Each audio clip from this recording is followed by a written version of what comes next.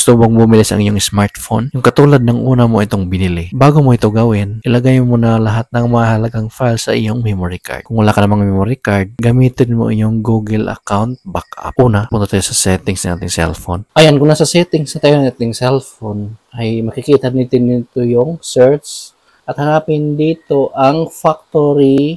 Ayan, hanapin ang factory data reset at pindutin lang to. Then, pindutin lang tong factory data reset.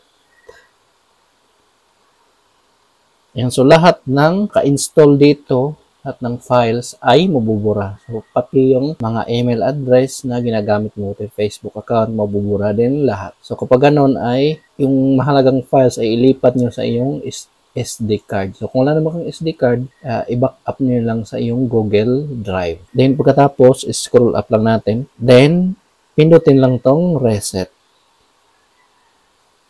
Yan. So, kailangan ilagay yung pattern ng ating cellphone. Ayan. Then, pindutin lang tong delete all. Ayan. Shutting down. So, kapag ganito ay magre-restart ang ating cellphone. Ayan. Nagre-restart na siya. Ayan. Ganito yung lalabas. So, hayaan nyo lang siya hanggang mag-restart siya ulit. So, ayan, lalabas, nag-restart na siya. Ayan, starting Android.